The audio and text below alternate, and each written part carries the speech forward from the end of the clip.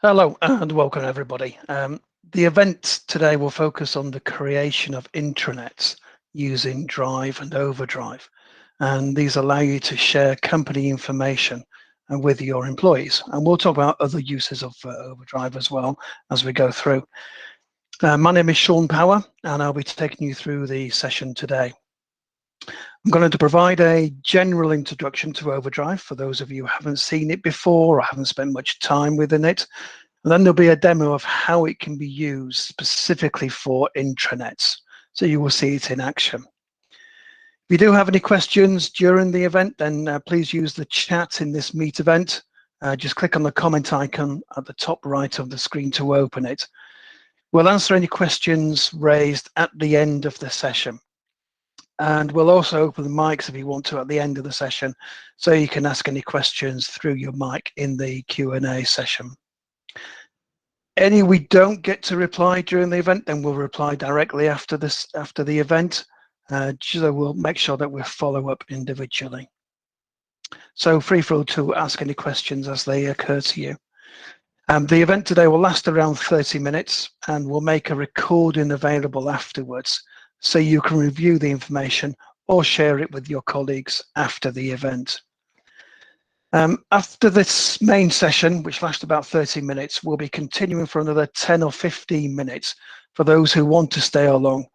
And I'll show you the process of how you can create your own site. So it'd be great if you could join us for that if you want to. If you could do me a favor, just stick a yes in the chat box, just so I know that some of you want to stay for that. As I said, that's probably 10 or 15 minutes, and that will take you from starting a trial, how to create your site and how you can manage it from there. So it's well worth the extra time. Okay, so quick introduction to Overdrive. So Overdrive is designed for organizations using Google Workspace. And this is because Overdrive is deeply integrated with Workspace, and it lets you create a website or portal automatically from content held in Drive and elsewhere across Workspace and beyond. With Overdrive, you can create great looking web pages and portals without the need for any specialist skills. You simply decide what content you wish to share, choose from a wide range of tiled types to suit your content and your audience, and then add in your users. And you'll see how this works in the demonstration as we go through the event today. Your users will have easy online access to the resources and information that they need. And also any site created by Overdrive is automatically mobile friendly. So your users can access the site on any device that they choose. A key strength of Overdrive is the range of potential uses available, such as intranets, extranets, education portals, event sites, etc., or indeed intranets, as we're talking about today. And as you see in the demonstration, sites can be created very quickly from your content and then shared with people inside or outside your organization. So although we're focusing on intranets today, the basic structure of the site, whichever the use is, whether it's an event site or a virtual data room or whatever, is very similar. So it's all pertinent to the site itself. Overdrive is hosted on Google Cloud Platform, and Google uses GCP to host its other well-known services, such as Gmail, Drive, YouTube, Search, etc. In fact, all the workspace services are based on GCP. And this is because it provides us with global scalability and world-class security for the Overdrive solution. And it allows our team to concentrate on adding new and exciting features to the product, which is where we add most value. We have Overdrive customers worldwide, and here's a selection from different industries and different locations, and also different uses of Overdrive, as you can see. And with some customers, such as Tarmac and Western Homes, we've created customized Overdrive solutions to meet their very specific requirements. So if you have anything in that area where Overdrive, the standard product, doesn't quite do what you want to do, it's well worth having a talk to us so we can see what we can do on the customized front. And Overdrive sites can be made public on request. And a good example of this is UNESCO Sardona, which uses Overdrive to share large quantities of scientific research information outside the organization. Okay, so hopefully that has given you some background information on Overdrive. Again, for those of you who haven't spent much time with it so far.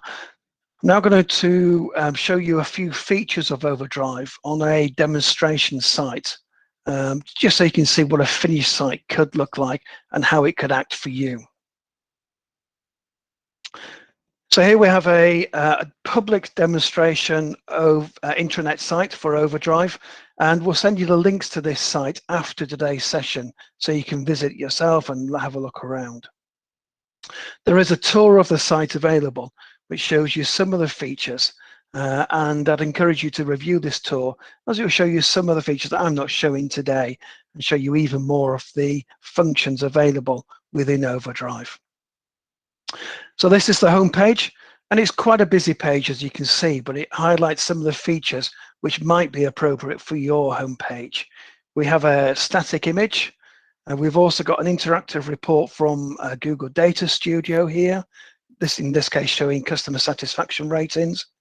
We've got a live YouTube video, which may be interesting to some of our users, and we've also got an external RSS feed for a news feed coming into the site. And this type of feed helps keep the content fresh for your visitors. But Intranet gives you the ability to feed documents to your users in the most appropriate manner, meaning it's far easier for them to find the information that they need rather than wading through countless folders in Google Drive. Here we see a list of documents centered around a particular subject. In this case, it's an office move project. And this is where your intranet users will be able to easily find and view this information. There is a bi-directional sync between Overdrive and Google Drive. So a change made at either end, either in Drive or in Overdrive, will be reflected at the other end. So everything is kept in sync.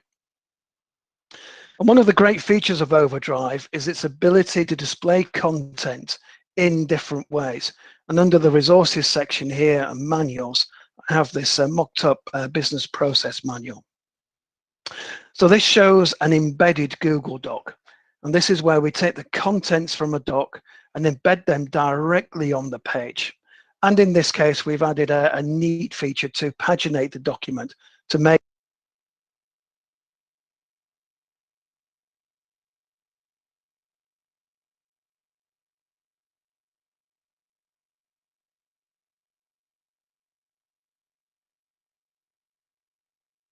You're muted.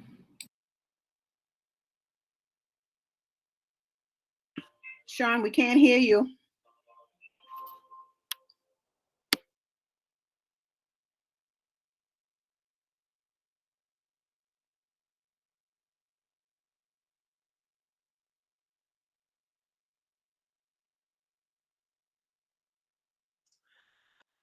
I do apologise. I think I've been muted for some time. Has anybody caught anything of the presentation? You started with business process manual. Okay. That's where you left off. Perfect. Sorry, I think for some reason Meet muted me, but that's great. Keep an eye on that. Thanks for letting me know that. If anything happens again, please just let me know. Okay, so what I was saying about this is an embedded Google Doc. So underneath this page here is an embedded Google Doc. So any changes that are made within the Google Doc are reflected on this page. And we've got this neat navigation feature so we can paginate from page to page, which is a useful way for users to be able to access the information. And if you've got the right permissions, you can also provide users with the ability to edit this document directly on this Overdrive page without ever having to go into Google Drive to access the information, find the right folder, find the right documents, etc. So this is just an easy way for users to be able to access the information without having to do it natively within Google Drive. It's also possible to share other types of content with users on your site using Overdrive. And in this particular page, in this section, we're sharing contact information. And in this case, the contact data is coming directly from Google Contacts. So I'm taking my contacts and I'm sharing it with a wider audience. So here we see a list of contacts, and I've got the opportunity to choose what information is displayed in this list for my users. And I can simply select it in this list. I can also filter this list quickly to find the contact that I want. So if I do a very quick search, I will find information related to my contact, and then I can click through and I can see even more information about this user. Again, it's just an easy way to share information with my audience, with my intranet users. Now, we can collect information from our users in a number of ways. One of the ways that we'll do that is by showing a Google form. Most of you will be aware of Google Forms. This is one way in which we can collect information. So here on this page, I've just got a very simple form, which is travel authorization, which is embedded on the page. And so users can find this information very easily. As you probably know, Google Forms can store their responses in Google Spreadsheets. And here on this admin-only page, so this is a protected page, we're showing the responses spreadsheet embedded, and we've got some powerful sorting and filtering functions. So I can very quickly sort this list. I can also filter this list to look for particular entries, which I may find interesting. And again, I've got some advanced filtering functions on here. So I can filter by status in this case, and then further by department. So I can really drill down into this information. Now, this is a fairly simple spreadsheet. There isn't a great deal of information in here, but if you've got a large spreadsheet, you can see the power of this working within your site. We've also got the ability to export this data, either by clipping it to the clipboard, so we can paste elsewhere, obviously printing, or producing a PDF document. So we can take the information in the underlying Google spreadsheet and export it out of there. And again, using the bidirectional sync with Google Drive, any new entries to that spreadsheet are automatically reflected on this page. We can also embed other types of documents and reports on this site. And this particular page, we're going to show you a Google Data Studios report. So these reports are interactive. So I can hover over once it's loaded and I'll see some more information. I can open it up within Google Data Studio. And if indeed I can go to full screen if I want to see more information. Again, this is a very simple report, but you get the idea of the type of reports that can be embedded on your page, which is a very good way to communicate with your intranet users. And another way that communication happens on intranet sites is through forums and discussions. And Overdrive caters for these very well. So we've got the ability to provide the option of including discussions on pages with other content, such as a document or an image, where you're discussing that document or that asset particularly, or we can have specific discussion pages, such as this ideas one here. And again, we can control access to these pages for particular groups of users, so we can segment the information between users. Okay, so I've shown you half a dozen or so type of features. That's all I wanted to show you for now. There are plenty of other features available which are on this demonstration site, and we'll send you the link after the site. So I encourage you to come here, do the tour, show some other features of the site, and then you'll get an idea of what Overdrive can be used for. Not just as an intranet site, but also for another site or other types of sites as well. Okay, so here is a quick summary of the main benefits of using Overdrive, just as a way to kind of look back and see where we are. As you saw in the demonstration, an Overdrive site can be created automatically with a sync between Google Drive folders and files and the Overdrive site, and everything is kept in sync. And building a site is fast and efficient compared with traditional methods. And also no specialist skills are required. And where a site needs large amounts of enterprise content, then Overdrive does all the heavy lifting for you. You simply point Overdrive at the appropriate folder within Google Drive, and then everything else follows through automatically. Many types of content can be transformed automatically into powerful and user-friendly web pages. And we use content from Google Workspace as well as external content, as we saw. Pages can be easily updated or maintained either by editing the original file or by editing the file within the Overdrive site. And the sync, as I mentioned before, between Overdrive and the source location enables the site to be automatically updated when content changes at either end. And Overdrive has a number of integrations within the Google environment, obviously across Workspace, but also Maps, Data Studio, etc.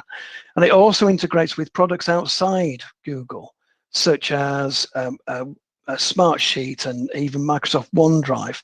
Those documents can be brought in and embedded on the page.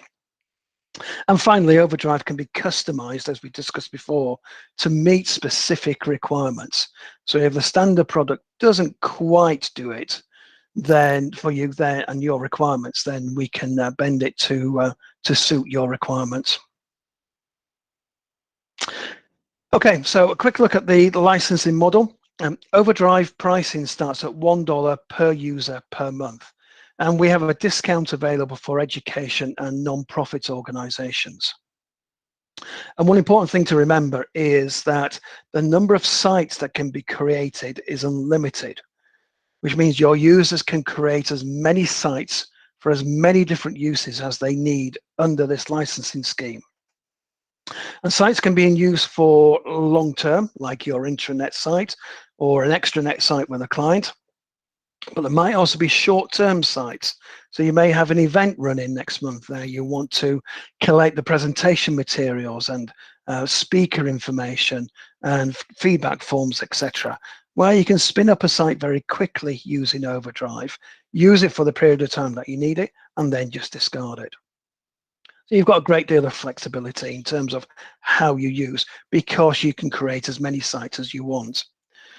So we do have further information on the pricing plans available on our website, which is overdrive.io. And again, we'll send you the link after the event to that site so you can take a look at that. Okay, so that's kind of all I wanted to show you. Quick question and answer before we go into the site builds extra session at the end. So if you do have any questions, then please just put them in the chat box or open your mic and we'll answer them at the time. We've got a couple of questions, which came in before, but also some in the session. So where is Data Studio feature available from Aditya? Yeah, so Google Data Studio, if you've not seen that, that's an inbuilt reports feature within the Google environment. So it allows you to build reports on not only Google Sheet data, but also Excel and other sources. A really, really good comparable tool to Power BI, if you've used that, or Tableau, or even Business Objects. That kind of reporting mechanism is great, and it's covered by Google Data Studio. What we do with Overdrive is we allow you to create the reports that you want within Data Studio, and then you're allowed to create a tile within Overdrive just to point at those reports, and which are then embedded on the page. So it makes it easy. What's the extra features that a viewer gets versus a non-logged in person? Great question. So a little bit further about public sites and private sites. So anybody who signs into the site needs a license. So a license allows them to access multiple sites and not just one site. Talk a little bit about editors and viewers. So an editor can add new content and edit existing content on the site, whereas a viewer can only consume information on the site that they've logged into. So they may be able to read a report, they may be able to download a document, complete a form, take part in a discussion, etc. Because they're logged in, we know who they are. On a public site, users don't need, visitors don't need to log into the site, so therefore don't need a license. So you can create a site and share it publicly without need a license for everybody who visits the site. They obviously can't add content, obviously can't edit existing content on the site.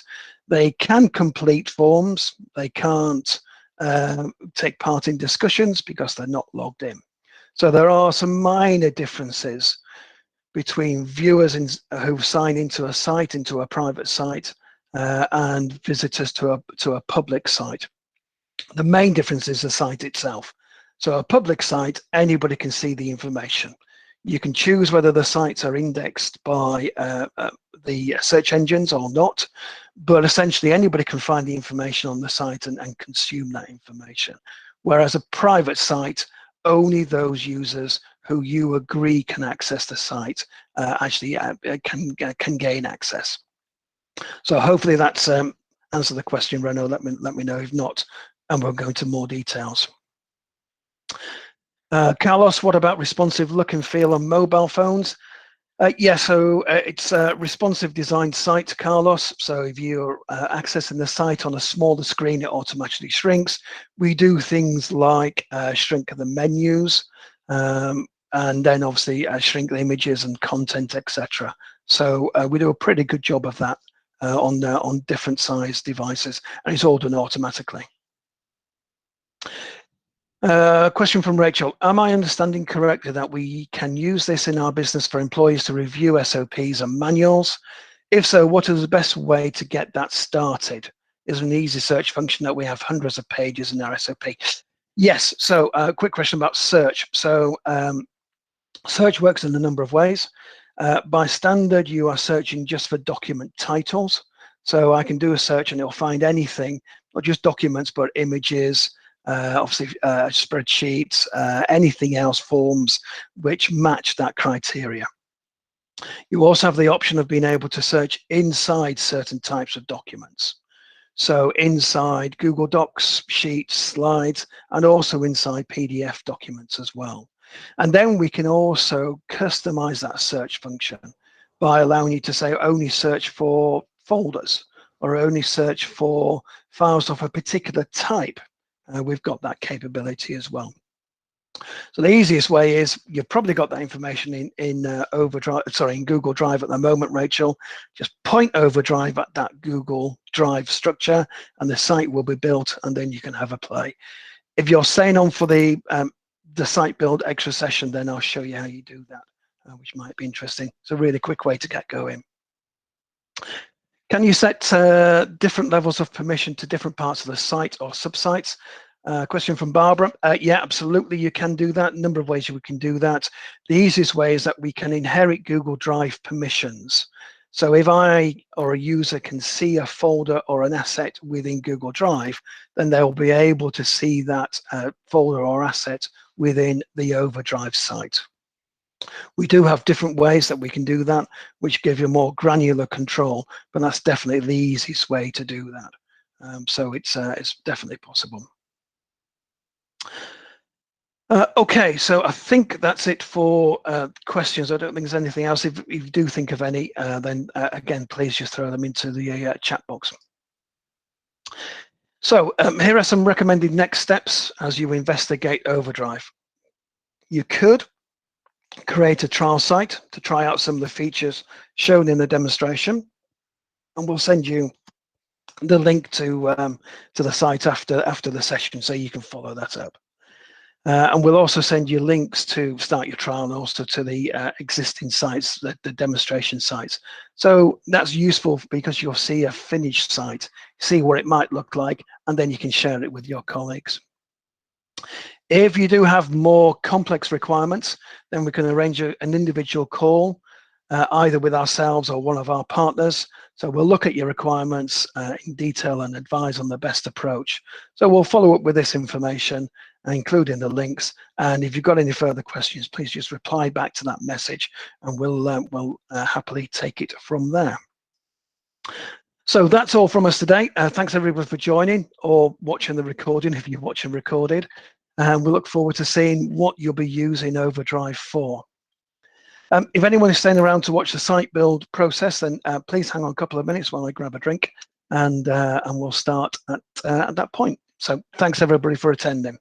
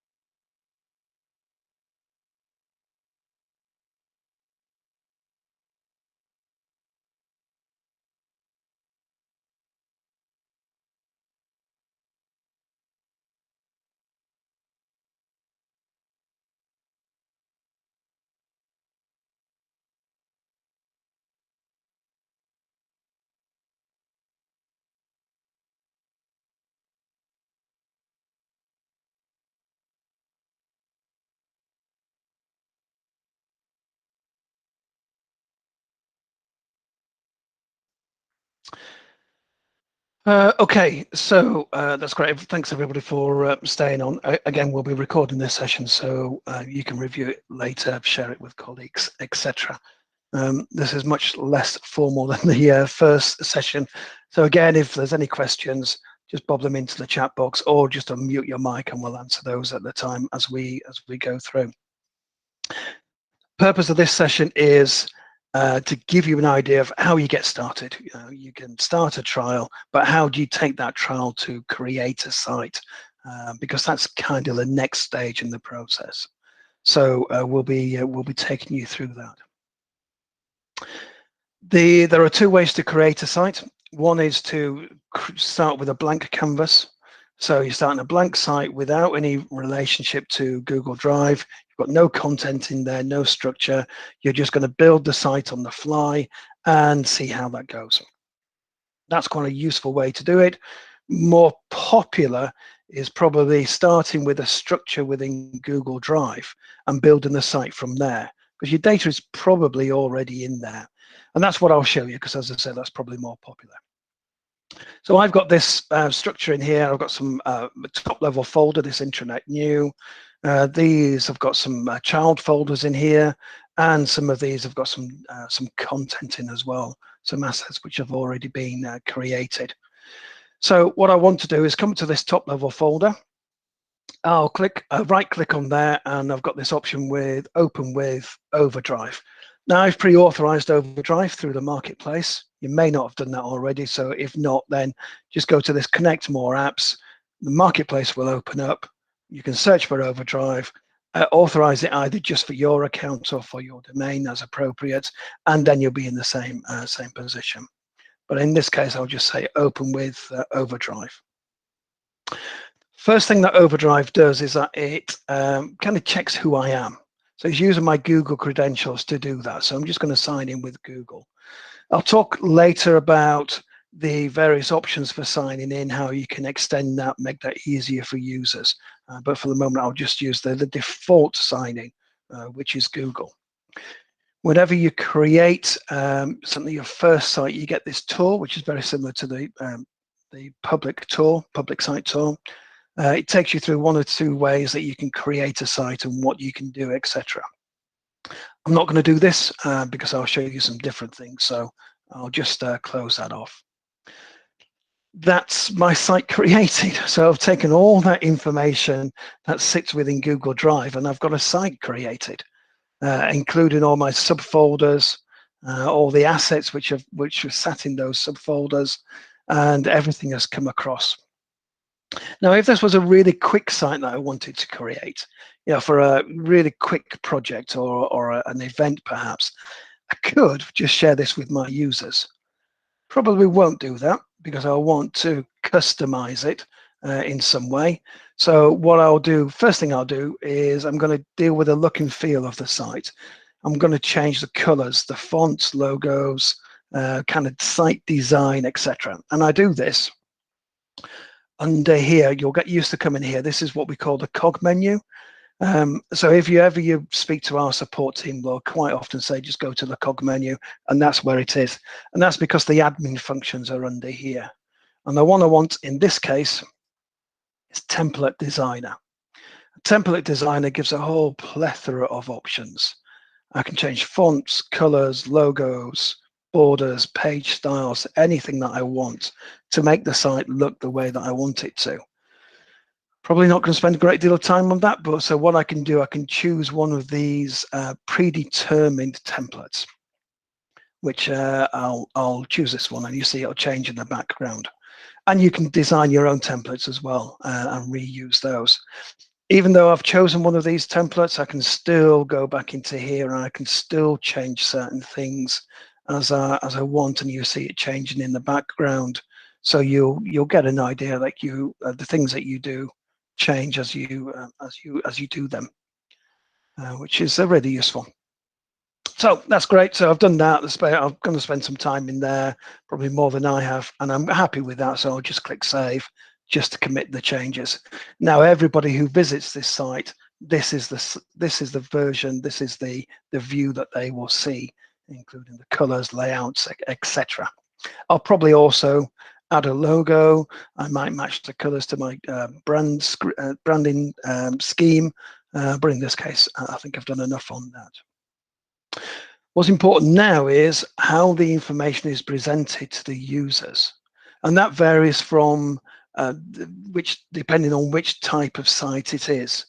We find that sites like virtual data rooms tend to be very simple in design. Intranets are more interactive, they're brighter, there's more design thought goes into them because you want people to come back to them as often as they can. So in this case, the default view is this view here. So I'm looking at a folder within Google Drive.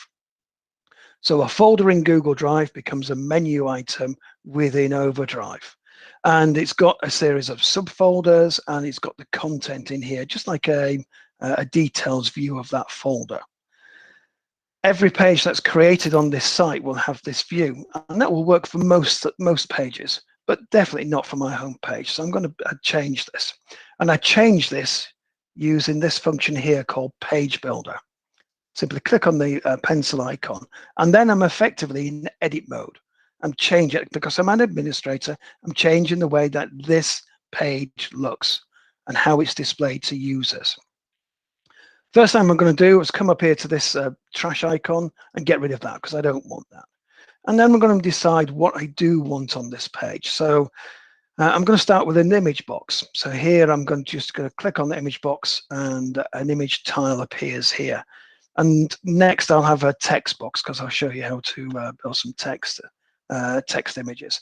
And I can do things like I can stretch this across, and things automatically move around. I can resize them, pull them up, change the layout, etc.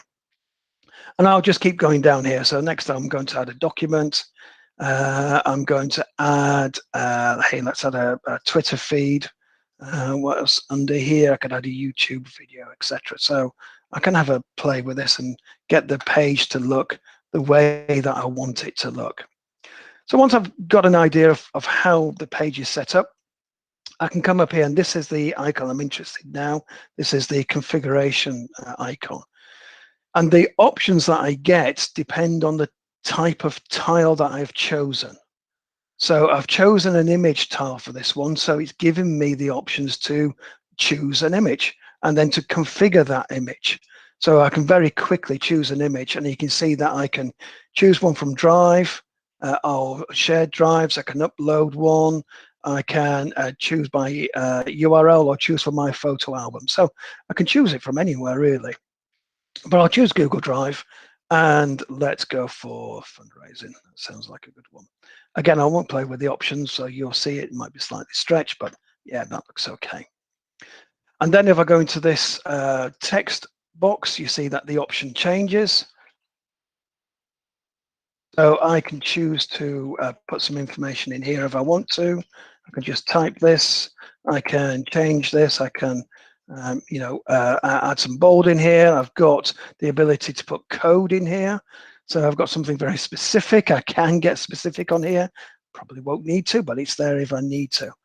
So I'll just enter that, and that's that committed there.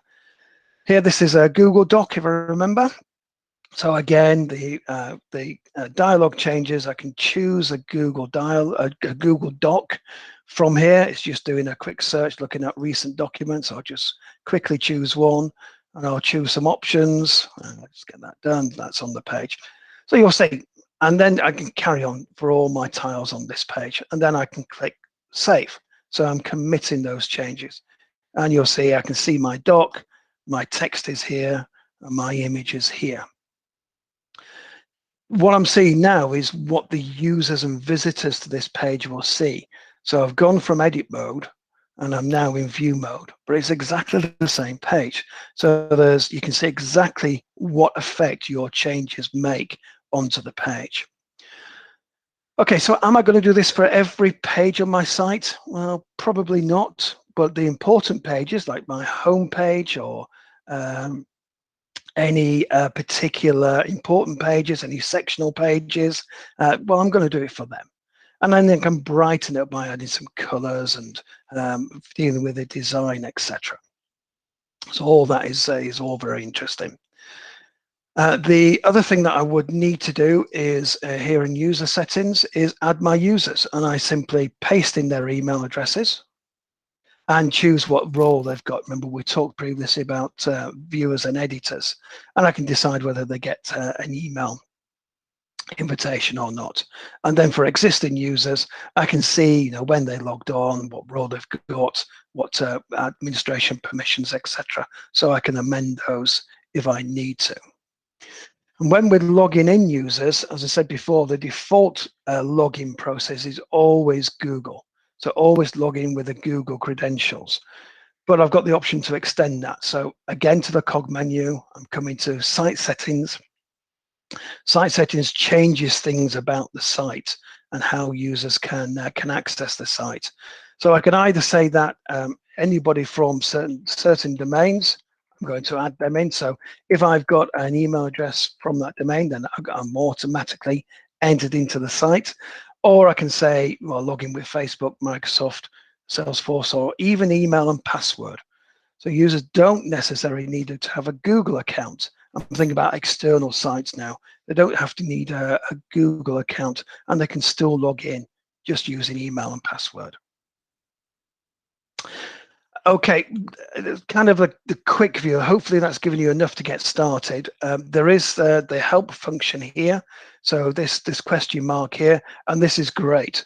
So what it allows us to do is to do really quick searches for information.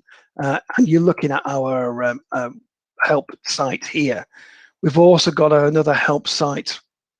If I just open this up, help.overdrive.io. And what that's just basically the same information, but on a separate site, showing in this case information about the workflow module within there. So if you get stuck, come onto there. You'll also have a chat function when you create a site. So you'll be able to chat with us just by clicking this button here, and that opens up a live chat with our support team. So we're always happy to answer any questions that you may have. Which is all very good. Okay, so a couple of questions have come in. What does Overdrive have and Google Sites doesn't? Yeah, good question. It's the main alternative, really, Alex, to Google Sites. What we can do with Overdrive, first of all, it's much easier to create sites. That automatic building sites from your Drive data, you can't really do that with Google Sites. With Overdrive, it's really easy. We can extend Overdrive into any way that you want to use it. So if there's any particular customization that you need, we can do that much easier than with Google Sites. And we're adding modules which Google Sites just doesn't go anywhere near, like our workflow module, which is for the authorizing requests. Can't do that within Google Sites at all. We're about to launch a mobile data forms capture module. Again, will be included within the license fee, where users can perform site inspections, vehicle inspections, all that kind of thing can be done using a mobile device, and the information is then sent back into your Overdrive site. So there are lots of ways in which it works. We tend to have bigger, deeper, more responsive sites than Google Sites. So I hope that helps, Alex. Let me, if you've got something in mind, then we can do a comparison, side-by-side comparison if you want, and then you can help you make that decision. How do you handle licenses for those who are no longer with a company? Would Overdrive have to be notified that license is removed? Is the $1 per user per month or per year or a one-time fee? Yeah, okay, good question. So, no, we can keep an eye, a check on how many active licenses you have. We tend to work retrospectively to prevent you from not being able to add users. So add your users, we'll catch up with you if you step over over your limit. So you can just remove users as well. The $1 for viewers is per user per month. There is a discount available if you take it per year, but that $1 is per month. So hopefully that's helped. Again, if you've got very large numbers of users, Jennifer, then we can, there are bulk discounts available for things like schools and, as I say, very large users. When you have documents in there, only those with permission can edit them. Can they download them, or does it operate based on Google permissions? Yeah, good question, Nikki. So it can work on Google permissions. So we inherit, one of the ways that we can segment information on the site is that we inherit Google Drive permissions. So if I can edit a document within Google Drive, then using that method, I'll be able to edit it on on Overdrive. And you decide what documents can be downloaded and what documents can't be downloaded on which pages. So you've got more granular control over that. So hopefully that's answered that. What does the structure of educational pricing look like? It's dead cheap, Cynthia. So you do get a discount. It's about 25% depending on which currency and which term you take. And everybody who accesses a private site needs a license, which is where we can get into very large numbers, and that's where the bulk discounting comes in. So if you've got lots of users, just talk to us, and we'll work out a plan that meets your budget. We want people using the site, so happy to talk about bulk discounts if you've got lots of users. Okay, I think that's everything. Hopefully that's given you kind of an idea. We'll send you the link after this. A message will come out and it'll be a link to start your trial site. From that trial site, you can create your site. Hopefully that's given you a starting point at least. There's going to be many questions, so please just come back to us. You get free help and support, both as a trialist and also as regular users. So if there is anything that you need, then please just come back to us and we'll happily help and talk you through it from there. So thanks everybody for attending. Thanks for staying on as well. Hope you found that useful. Please let us know if you need anything else. Thank you.